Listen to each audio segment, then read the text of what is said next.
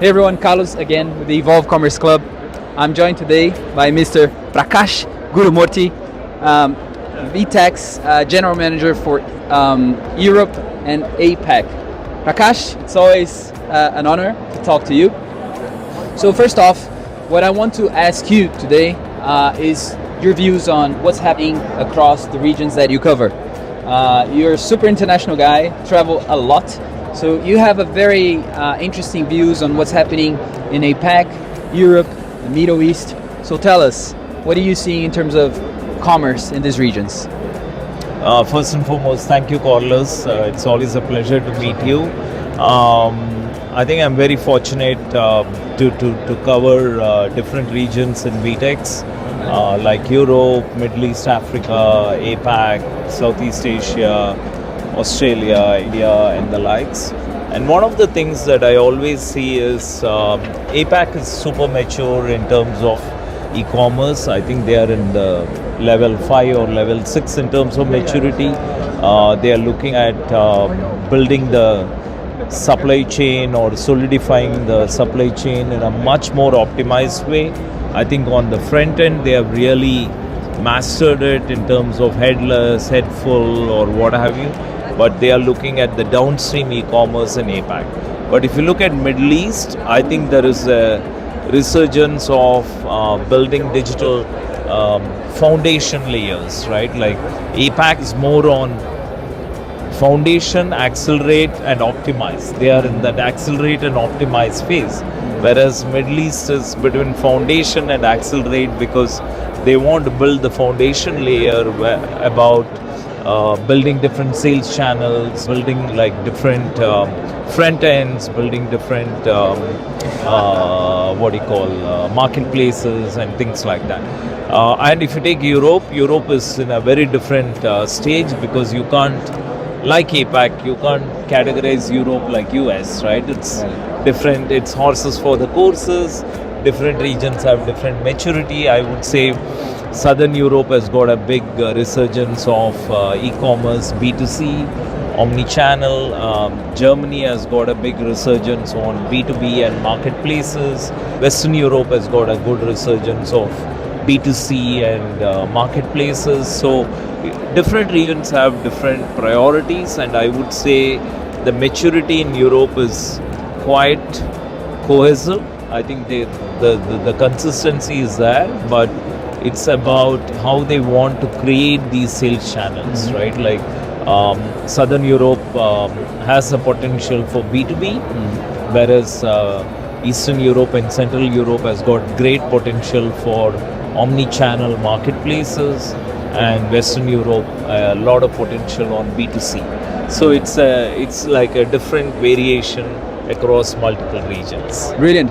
And Prakash, using this as a segue to the next question, in terms of, we talk a lot about composability, infrastructure, agility these days. So how, if I'm a B2B company, a manufacturer or a retailer, how do you separate what's hype from what's real strategic these days? Can you comment on that?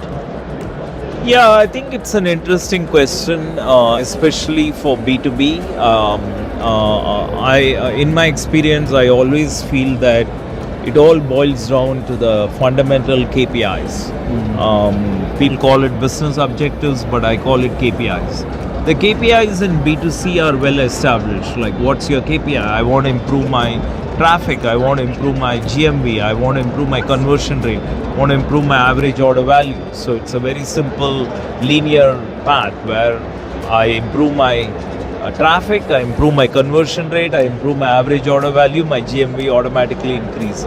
So my GMV is a multiplicative factor of traffic, average order value and conversion rate. So I know in a B2C, I can tweak one of these variables and I can improve my GMV. But in B2B, that's not the case because I'm not just looking at GMV, I'm looking at streamlining the processes, simplifying the processes, looking at customer experience for my distributors, or looking at automating certain legacy systems and things. So the KPIs in B2B are very different than B2C. So the KPIs could be lead to quote. in a standard B2B environment, your lead to quote could be in a matter of weeks. So you could kind of improve your lead to quote from weeks to literally seconds. It's a huge improvement because then you are actually improving the customer experience. It could be order to remittance, it could be order to fulfillment. So there are different KPIs from a B2B perspective compared to B2C, and the key here is how do you kind of identify these KPIs so that you can simplify the supply chain, simplify the operations and take it forward.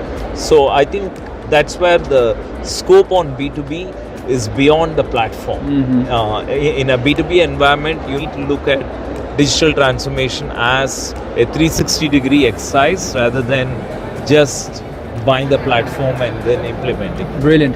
And when you look at taking that as that's my final question, it's you're talking about B2B and I believe when you look at the B2B, B2C is more, let's say, in terms of commerce and digital transformation, more consolidated.